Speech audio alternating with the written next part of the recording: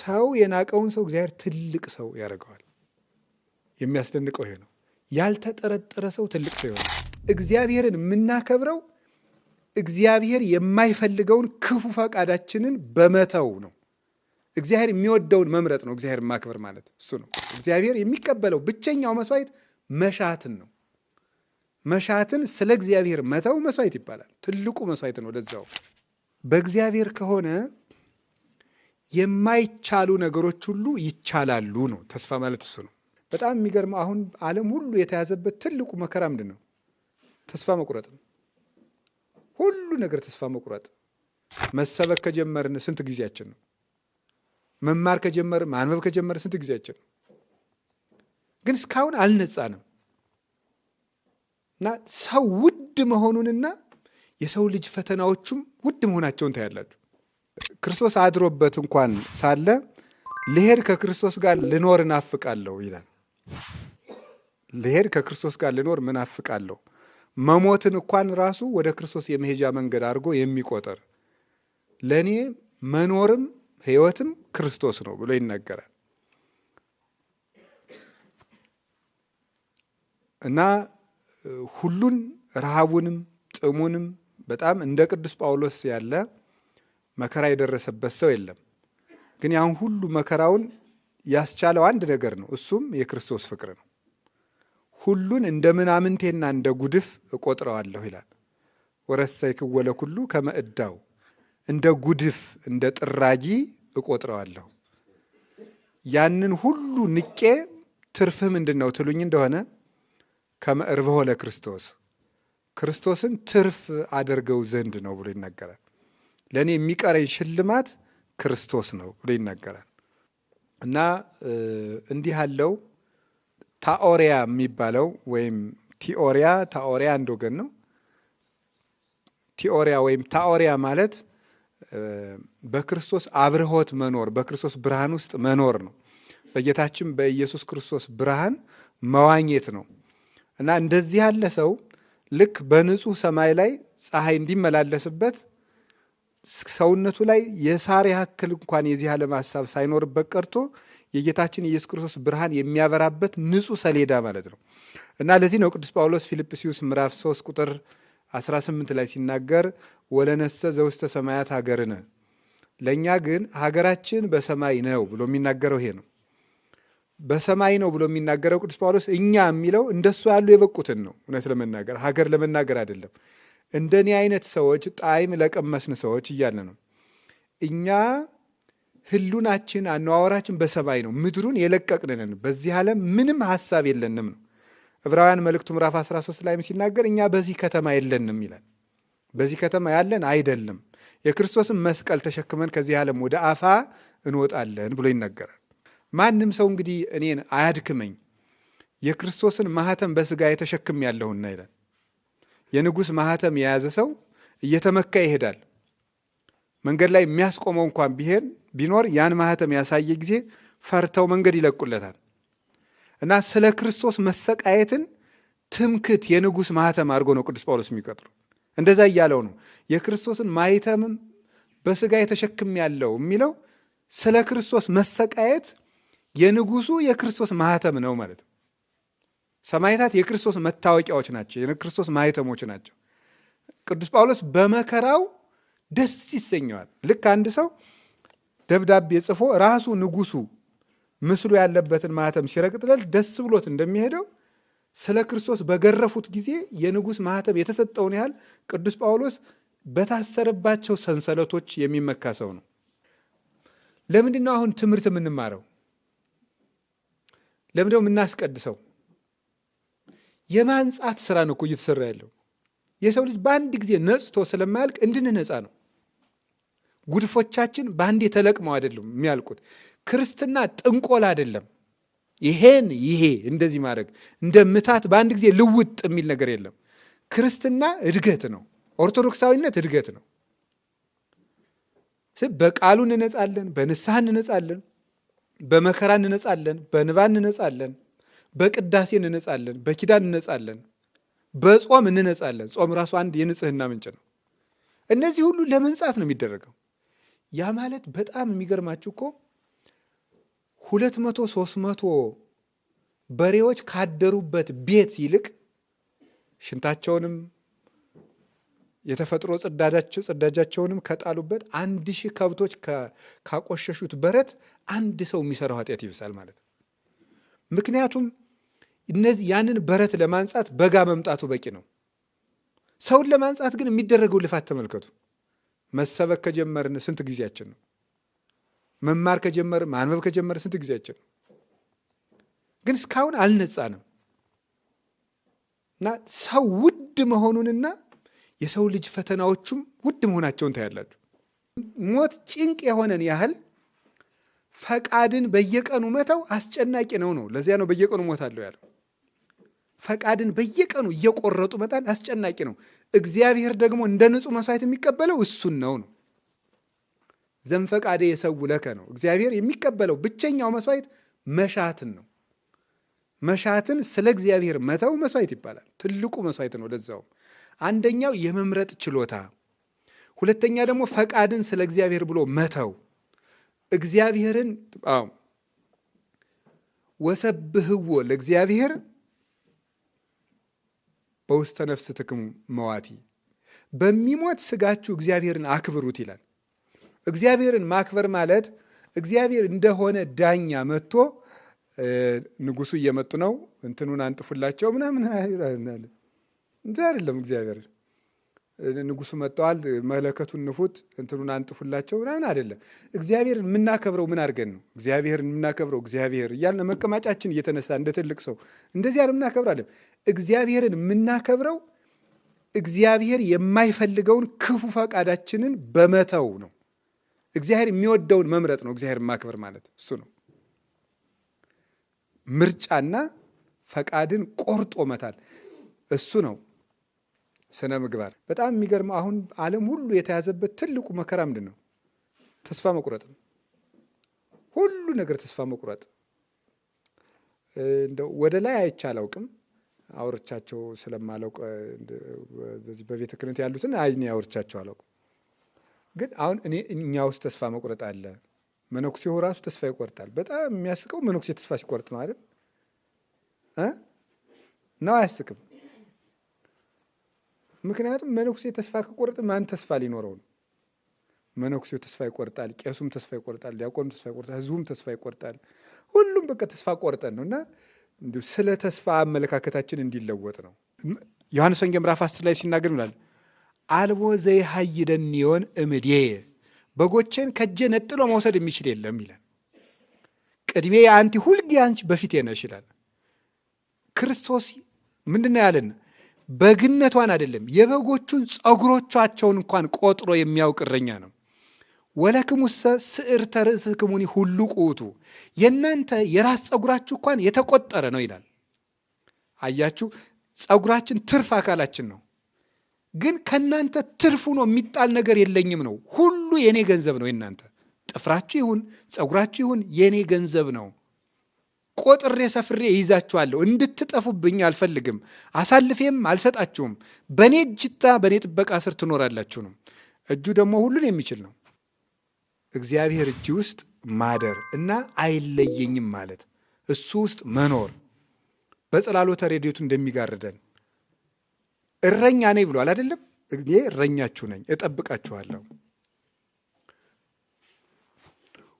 ምንድን ነው? ወበጽላሎተ ክነፊከ ምን ብላይ ነው የሚለው? ክድነኒ፣ እንደ አይን ብሌን ጠብቀኝ ነው። አይን በሽፋሽፍት ተጠብቃ የምትኖረውን ያህል ጠብቀኝ ነው። አንዲት ነገር ውልብ ስትል ከሽፋሽፍት ቀድሞ ላይን የሚደርስላት የለም። እንደዚያ ፈጥነህ ጋርደኝ ማለቱ ነው ቅዱስ ዳዊት። ሰው በእግዚአብሔር ጥግ እንዲህ ተጠግቶ ይኖራል። እግዚአብሔርን ጥግ ማድረግ አብሮኝ ይኖራል ማለት ተስፋ ይባላል። እስኪ በተስፋ ደስ ይበላችሁ በሉ። ስለዚህ ሁሉን የሚችል ላይለየን ቃል የገባልን በደልንም አልበደልንም አብሮን የሚኖር ሲኖር ደግሞ የሚችል አባትም አምላክም ስላለን በተስፋ በሉ ደስ ይበላችሁ። በእግዚአብሔር ከሆነ የማይቻሉ ነገሮች ሁሉ ይቻላሉ ነው። ተስፋ ማለት እሱ ነው። በእግዚአብሔር ከሆነ የማይቻሉ ነገሮች ሁሉ ይቻላሉ። ተስፋ እሱ ነው። ከሞተ ሕይወት ይመጣል። ከበላተኛ መብል ይወጣል። ካለቀ ነገር የሚኖር ነገር ይመጣል። በእግዚአብሔር ሁሉ ይቻላል። እሱ ነው ተስፋ ማድረግ። የማይቻሉ ነገሮች በእግዚአብሔር ይቻላሉ። ኩሉ ይትካሀል ለዘየአምን ማርቆስ ምዕራፍ 9 ቁጥር 23 ላይ ይሄንን ማመን ነው። ዓለም ሁል ጊዜ የምታሳየን ምንድን ነው? ያ ማለት ነው ችግሮች ውስጥ ሲሆኑ ችግሩን ትቶ ማንን ማሰብ ነው? እግዚአብሔር ማሰብ። ይሄ ነገር ያለቀ ነው የሚል ነገር ስናይ ለእግዚአብሔር እኮ ይቻላል ብሎ መታመን ተስፋ ይባላል። 38 ዓመት የተኛ ሰውዬ አልጋ ተሸክሞ መቆም ምንድን ነው? የማይቻል ነገር። ክርስቶስ ሊያሳየን የፈለገ ይሄንን ነው እንጂ አልጋ ማሸከም ምናምን ፈልጎ ወይም አይሁድን ለማናደድ ሰንበት ቢሉ ምናምን አይደለ፣ ዝም ብሎ ተሸከም ይንደዳቸው ብሎ አይደለም ያሸከመው። የማይቻል ነገርን አደርግላችኋለሁ ነው። 38 ዓመት የኖረው ሰውዬ ቀስ ብሎ እንደዚህ ሆኖ ተረጋግቶ ምርኩዝ ይዞ ሂዶ ጎብጦ ሂዶ ከዛ ተቃንጦ እህል ቀምሶ እንዲህ ብሎ በርትቶ ነው። በአንድ ጊዜ አልጋህን ተሸክም። ዘይትካሀል በኀበ ሰብእ ይትካሀል በኀበ እግዚአብሔር። በሰው ዘንድ የማይቻል በእግዚአብሔር ይቻላል ብሎ ማመን ነው። በሰው ዘንድ የማይቻል በሐኪም ሊሆን ይችላል የማይቻለው። ሐኪም ከሆነ አይቻልም። ንጉሥ ከሆነ አይቻልም። በሰው ዘንድ ያልተቻለ ግን በእግዚአብሔር ይቻላል።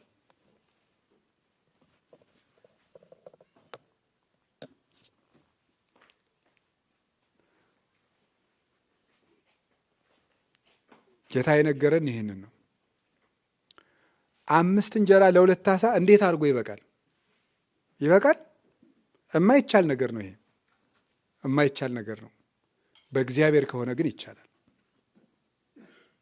5 እንጀራ እኮ ነው የያዝነው እና 2 ዓሣ ነው። እንዴት አድርጎ ይበቃል ነው ያሉት ዮሐንስ ወንጌል ምዕራፍ 6 ሐዋርያት። እንዴት ሊበቃ ይችላል ይሄ ነው ያሉት። አምጡ ዝም ብላችሁ አለ፣ ባረክና ሰጣቸው። በሰው ዘንድ ያልተቻለ በእግዚአብሔር ይቻላል። እግዚአብሔር እንደ ሰው አይሰራም። እስመ አኮ ዘከመ ይሬኢ ሰብእ ይሬኢ እግዚአብሔር። እግዚአብሔር ሰው እንደሚያይ አድርጎ አያይም ነው። እግዚአብሔር ሰው እንደሚያስበው አያስብም። እግዚአብሔር እንደ ሰው አድርጎ አይደለም የሚሰራው። እግዚአብሔር የሚያሰኘው ከሰው ውጪ በሆነ መንገድ ስለሚሰራ ነው። እኛ ከምናውቀው ኃይል በላይ ይሰራል እግዚአብሔር። ይህን የሚያደርግ እሱ ነው። በዚህ መታመን። የማይቻሉ ነገሮች በእግዚአብሔር ይቻላሉ። በረድና እሳት አንድ ላይ መኖር አይችሉም። እግዚአብሔር ካለ ይቻላል። እሳትና በረዶ አንድ ላይ ግብፅ ዘንቧል፣ አይቻልም። ማሳየት የፈለገው እግዚአብሔር ምንድን ነው? የማይቻሉትን አደርጋለሁ እኔ ነው። እሳትና በረዶ አሁን አንድ ላይ ይዘንባል? አይዘንም። ኦሪት ዘጸአት ላይ አለላችሁ። ምንድን ነው ማሳየት የፈለገው? የማይቻሉ ነገሮችን አደርጋለሁ። በትር አሁን ባህር ይከፍላል? ይከፍላል? እስኪ ንገሩኝ እንጂ አይከፍልም። የማይቻሉ ነገሮች በእግዚአብሔር ይቻላሉ። በትር ባህር አይከፍልም፣ ተደርጎም አይታወቅም። እስቲ ሁላችንም አንዳንድ ቆመጥ እንያዝና ጣናን እንክፈለው እስኪ። ይቻላል? አይቻልም። እግዚአብሔር ሲል ግን ይቻላል። የባሰ ነገር ላምጣላችሁ። ቅጠል ብረትን ያንሳፍፋል? ቅርፍት ያንሳፍፋል? አያንሳፍፍም? ተናገሩ እንጂ። አያንሳፍፍም። ኤልሳ አላንሳፈፈውም? ብረቱ ቢዘግጥበት ከባህር ቅርፍት ልኮ አንሳፍፈው። ምንድን ነው ማድረግ የፈለገው? አሁን እግዚአብሔር ያሳያቸው። እንዲሁ ብረቱ በታችሁ ነው የሚሸከመው? እንዲሁ በሆነ ወይ እንዴት ነው ብረትን ቅርፍት አንሳፎ ከሰጠመበት የሚያወጣው? እግዚአብሔር ካለ ከባዱ ቀላል፣ ቀላሉ ከባድ ይሆናል። እግዚአብሔር ካለ ለእግዚአብሔር ይቻላል። እና በዚህ በስነ መለኮት ትምህርት የሚባለው ምንድን ነው? እምነት ከምክንያት በላይ ነው። እምነት ከእውቀት በላይ ነው። እምነት ከስሜት በላይ ነው። እምነት ከመረዳት በላይ ነው። በዚህ አለኝታ ውስጥ መኖር ነው። እንደዚያ ነው። ማታውራ አለመሆን ማለት ነው። ይቻላል። እግዚአብሔር ካለ የማይቻለው ነገር ሁሉ ይቻላል። እግዚአብሔር ካለ ከተፈጥሮ ውጭ ይሰራል። ከተፈጥሮ ሕግ ውጭ። ለምሳሌ እየበሉ መኖር ተፈጥሯዊነት ነው። ያለ ምግብ ከፈለገ ሙሴን 40 ቀን በተራራ ያኖረዋል። ኤልያስን 40 ቀን ያኖረዋል። ገብረ መንፈስ ቅዱስን 500 ዓመት ያኖራል። እግዚአብሔር ካለ ለእግዚአብሔር ከተፈጥሮ ሕግ ውጭ መኖር ይቻላል። በተዘጋ ቤት ውስጥ እንዲገቡ ያደርጋቸዋል። ግዝፈታቸውን ሳይከለክላቸው በደመና እንዲሽከረከሩ ያደርጋቸዋል። የመሬት ስበትን ተቃውመው ማለት ነው። ከዚያ ውጭ በላይ ከሕግ በላይ ሆነው ቅዱስ በሕግ አይወሰንም አይመዘንምም ጭምር። እግዚአብሔርን ወደ መምሰል ያደገ ሰው በሕግ አይሰላም፣ በሕግም አይለካም። ከሕግ በላይ ነው። ሕግ ለጠማማን የሚሰራ ብሏል ቅዱስ ጳውሎስ። ጻድቅ ግን ከሕግ በላይ ነው። እነ እግዚአብሔር በሕግም ያለ ሕግም ይሰራል። ሰው ላድን ባለ ጊዜ ለእግዚአብሔር ልክ የሚያበጅለት የለም። በተፈጥሮ ሕግ አይመዘንም፣ በክረምት አይመዘንም፣ በበጋ አይመዘንም፣ በወንድነት አይመዘንም፣ በሴትነት አይመዘንም፣ በእርጅና አይመዘንም፣ በወጣትነት አይመዘንም። እግዚአብሔር ከምናውቀው ተፈጥሮ ውጭ ማድረግ እንዲችል ተስፋ የምናደርገው ነው። ከምናየውም ከምንሰማው ነገር ውጭ ነው የእግዚአብሔር አሰራሩ። እስመ አኮ በመስፈርት ዘይሁብ እግዚአብሔር መንፈሶ፣ እግዚአብሔር ጸጋውን ለክቶ ቆጥሮ ሰፍሮ አይሰጥም። ለእግዚአብሔር መስፈርት የሚያወጣለት የለም። እንዲህ ነው የምታደርግ፣ እንዲህ ነው የምታደርግ፣ በዚህ ትሰራለህ፣ በዚህ አትሰራም ብለው የለ አባቶቻችን። ኖህን በመርከብ አሻገረ፣ እስራኤልን ያለ መርከብ አሻገረ። ለምንድን ነው ሲባል በመርከብ ነው እንጂ ያለ መርከብ አይችልም እንዳይሉት ያለ መርከብ እስራኤልን አሻገረ። ያለ መርከብ ነበር እንጂ እግዚአብሔር በመርከብ አይሰራም እንዳይሉት ኖህን በመርከብ አሻገረ። እግዚአብሔር በመርከብ ይሰራል፣ ያለ መርከብ ይሰራል። ሁሉም የእሱ እጅ ነው። የማይረቡ ሰዎችን ተብሎ በቃ ገሌ ተመልሶ አይረባም። እንግዲህ አየነው፣ እንግዲህ እንደው ገሌን አየነው የሚባል ሰው ተመልሶ ትልቅ ሰው ይሆናል። በማን ንገሩኝ እንጂ በእግዚአብሔር ይሆናል። በእግዚአብሔር ትልቅ ሰው ይሆናል። የማይረባ ሰው ማለት ነው። የማይረባ ሰው ትልቅ ሰው ይሆናል። በመጠን በእድሜ ልትወስዱ ትችላላችሁ፣ በደረጃ ልትወስዱ ትችላላችሁ፣ በማዕረግ ልትወስዱ ትችላላችሁ። ዳዊት በግ ጠባቂ አይደለ? ማንን ነው እረኛ ያደረገው? እግዚአብሔር ንጉሥ ያደረገው ዳዊትን ነው። ጦር የዘመቱትን ወንድሞቹን አይደለም። በግ ከምጠብቅበት ወስዶ ቅዱስ ዘይቱን ቀባኝ አለ። በግ ጠባቂ ነበርኩ። አባቱ እንኳን የናቀውን እሴ ሌላ ልጅ የለም ሲባል ኧረ ላልከው ነገር አይሆንም እንጂ መኖር አለ አንድ በግ የሚጠብቃል፣ ለንጉስነት ግን አይሆንም አለው። ሲመጣ ግን ቀርነቅቡ ቦግ ብሎ የተከፈተ ለዳዊት ነው። ሰው የናቀውን ሰው እግዚአብሔር ትልቅ ሰው ያደርገዋል። የሚያስደንቀው ይሄ ነው። ያልተጠረጠረ ሰው ትልቅ ሰው ይሆናል። ያልተጠረጠረ ሰው በእድሜያችን ይሁን በማነሳችን ይሁን። አያችሁ፣ ሕግ የሚያውቀው ስምዖን ፈሪሳዊን ታውቁታላችሁ። ሉቃስ ወንጌል ምዕራፍ 7 ላይ ያለው ይሄ ሰው ሕግ አዋቂ ነው። ትንቢተ ነቢያትን ያውቃል። አንዲት ሽቶ የያዘች ሴት መታ የጌታን እግር በሽቱ ስትቀባው በፀጉሯ ስታድፈው አይቶ ይሄ ሰው ነቢይ ቢሆን ኑሮ ይችን ሴት ስትነካው ዝም ይል ነበር አለ። ትንሣኤውን ግን ከዚህ ሰውዬ ቀድማ ያየች ያች ሴት ናት። የክርስቶስን ትንሣኤ ያየችው ዘመኗን በሙሉ በዝሙት ውስጥ ወድቃ የነበረችው። ሕግ ጠንቃቂ ነኝ ንጹሕ ሰው ነው የሚለው አላየም። ያየችው ያች ሰው ናት። እኔ እኮ በጣም ነው የሚገርመው እኮ ከንጹሑ ከድንግሉ ከዮሐንስ ቀድማ ትንሣኤውን ያየችው 7 ጋኔን የነበረባት ማርያም መግደላዊት ናት። 7 ጋኔን እኮ ማለት 7 ትልልቅ ኃጢአቶች የነበሩባት ሰው ናት እንጂ ስለ ጋኔን አይደለም ጉዳዩ። 7 ጋኔን የነበረባት ማለት 7 የኃጢአት አርስቶች የሰፈሩባት ሰው ነበረች። ትንሣኤውን ያሳየት መጀመሪያ እሷን ነው። ከሐዋርያት ቀድማ ምስጢረ መለኮቱን በደብረ ታቦር ካዩት፣ ምስጢረ መንግስትን ከተረዱት፣ ብፅዓን ከተሰጣቸው፣ በመንግስተ ሰማያት በ12 ወንበር ተቀምጣችሁ ትፈርዳላችሁ ከተባሉት ቀድማ ያየችው ያቺ 7 ኃጢአት የሰፈረባት ሰው ነበረች። እግዚአብሔር ከማሰነ ማንነት አውጥቶ የትንሣኤ ብርሃን ለማየት ያበቃል። እውነቴን ነው የምነግራችሁ። በራሳችሁ ተስፋ አትቁረጡ። ያዩት እኮ እነዚያ ናቸው። ይገርማል እኮ አያችሁ፣ ስንት ንጹሖች እኮ ነበሩ፣ ደናግል ነበሩ። ሌላስ ያልካዱት ነበሩ። የሐዋርያት አለቃ አድርጎ የሾመው ግን የቱን ነው?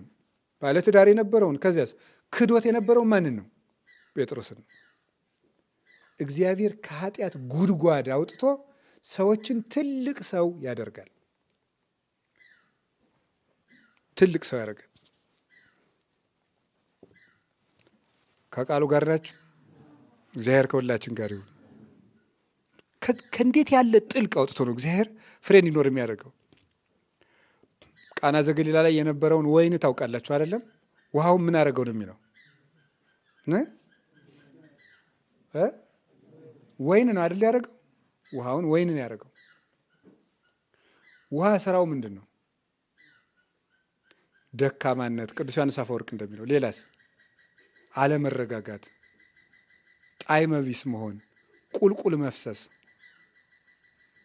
እንደዚህ ያሉ ጠባዮች ነው ያሉት። እና ደካማ የነበረውን ምንም እንደው ለጽድቅ እዚህ ግባ የማይባለውን ሰው ክርስቶስ ከለወጠው ጣዕም ያለው ይሆናል። ጣዕም የሌለው ሰውዬ ቁልቁል የወረደው ማለት ኃጢአት አውርዶ የሚጥል ነው። ውሃታችን እንደሚፈስ ሰዎች ከክርስቶስ ሲለዩ የወረዱ ይሆናሉ። ወድቀው መቀመቃት ይወድቃሉ። እነዚያ እንደገና ተመልሰው ጣዕም እንዲሰጡ ወርደው የኃጢአት መሰረት የሲኦል መሰረቷ የሆኑ ሰዎች ተመልሰው መዓዛቸው ለሌላው የሚተርፍ ለራሳቸውም ለሌላውም ደስታ የሚሰጡ መሆን ይችላሉ። ያልተረጋጉ ባካኞች የነበሩትን መልሶ እግዚአብሔር ለሰው ደስታ ጭምር እንዲሰጡ ያደርጋቸዋል። ሰው ጭምር የሚያሰቃዩ ለሰው ረፍት የነሱ ሰዎች ተመልሰው ለሰው ደስታ እንዲሆኑ ማድረግ ይችላል። እግዚአብሔር ነው ይህን የሚያደርገው።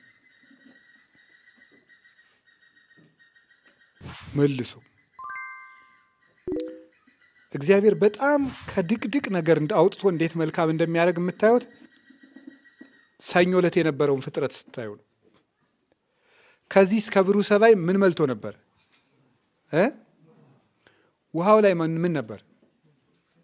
አቤት ውሃ ነበር። ውሃው ላይ ምን አለ? ጨለማ ነበር።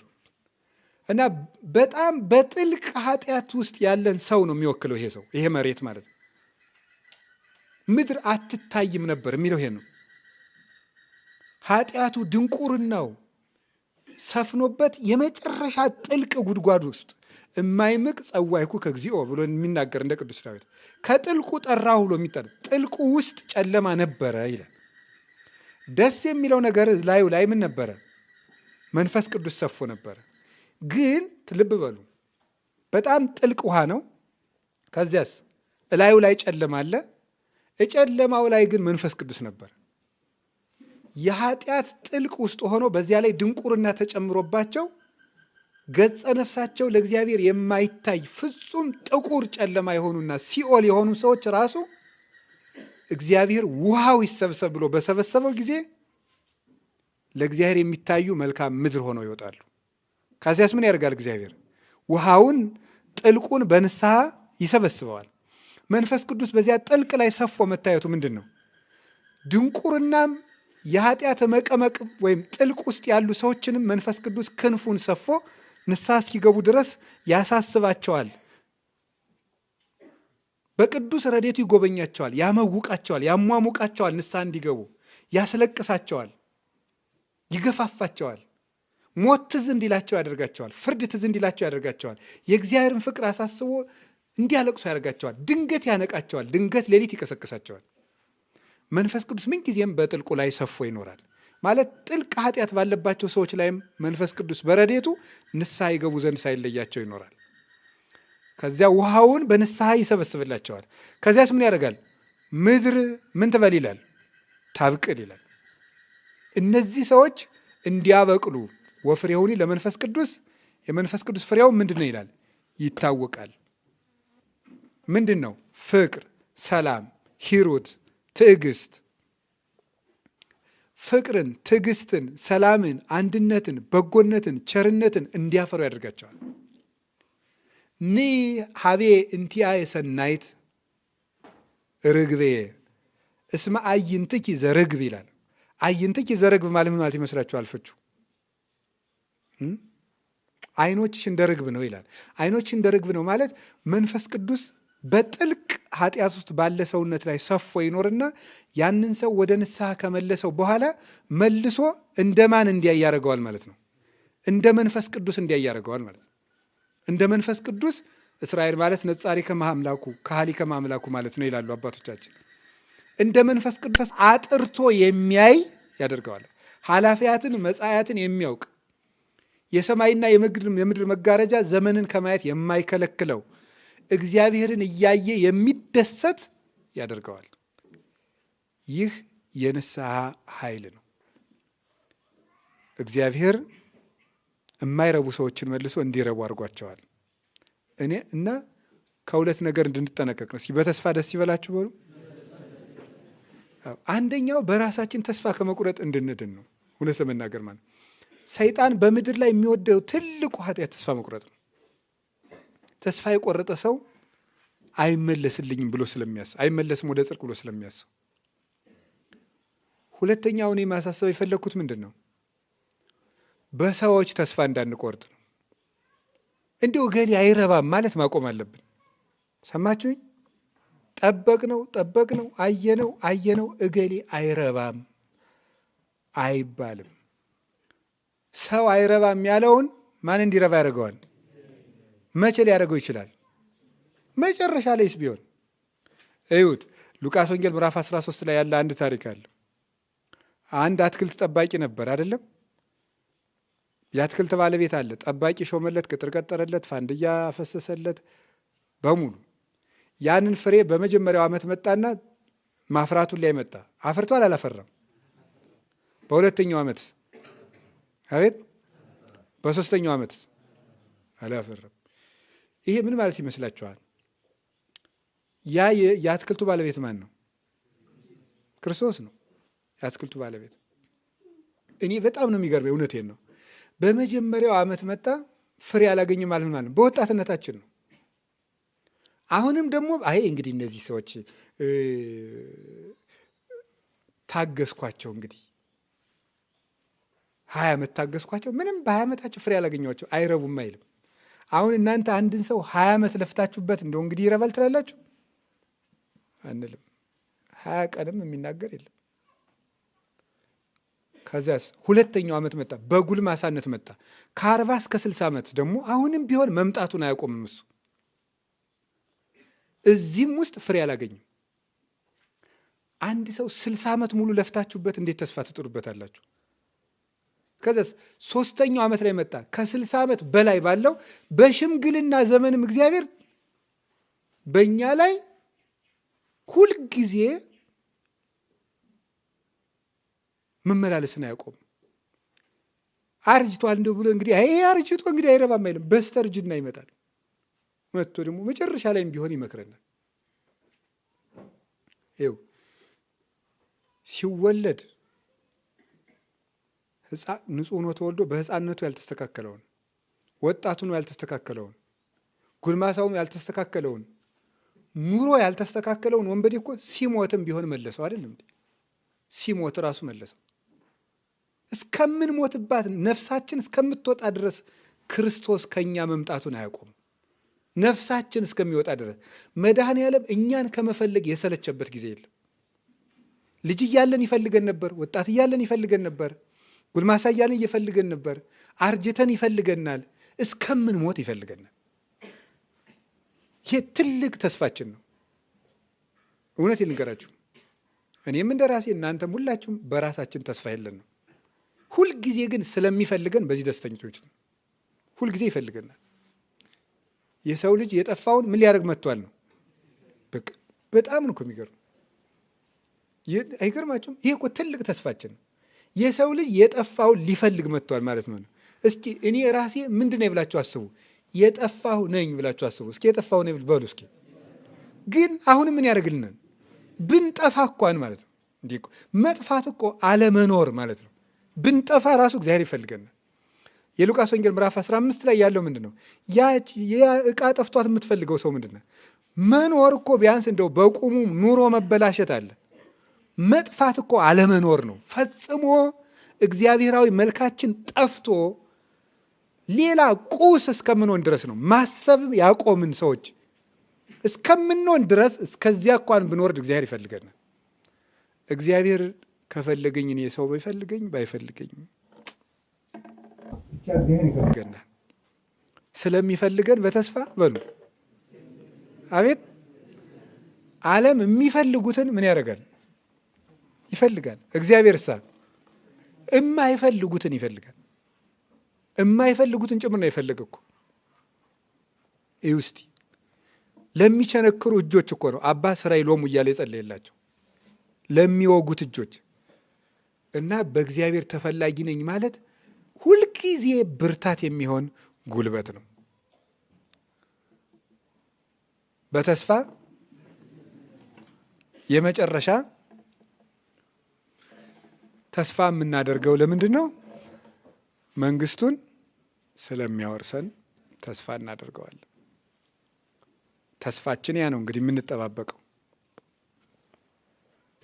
መንግስቱን ያወርሰናል።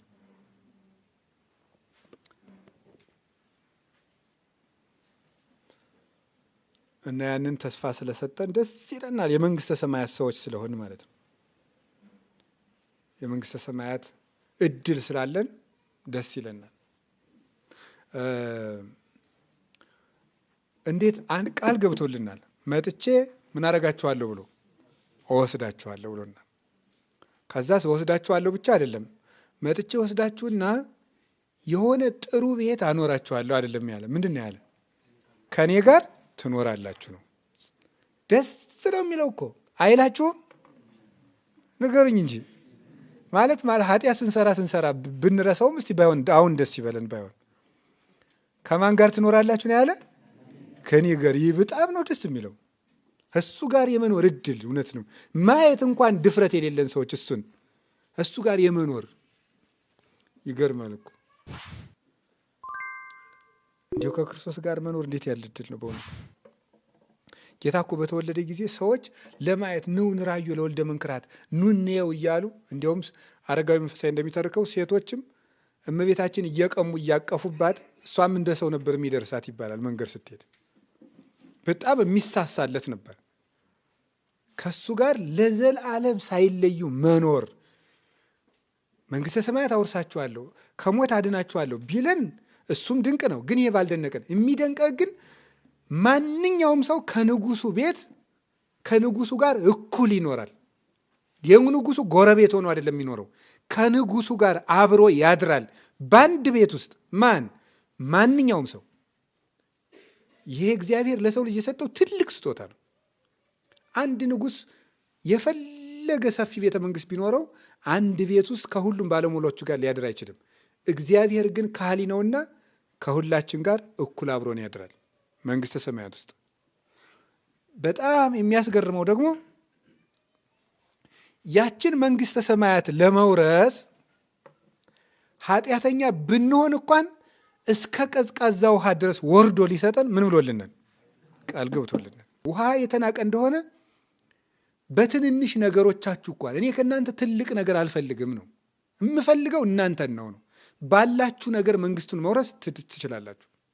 እውቀት ካለ እውቀት፣ ከሌለህም ሰውነት ግን ሀብት ካለ በሀብት መጹ ተሰጠ ለክርስቶስ ሁሉን ተተ ከሌለህም ምስጋናህን አመስግነ። ውሃን ሁሉ ያገኘዋል። ሁሉ ሰው በሚያገኘው በመጠኑ መንግስተ ሰማያት ትሰጠዋለች።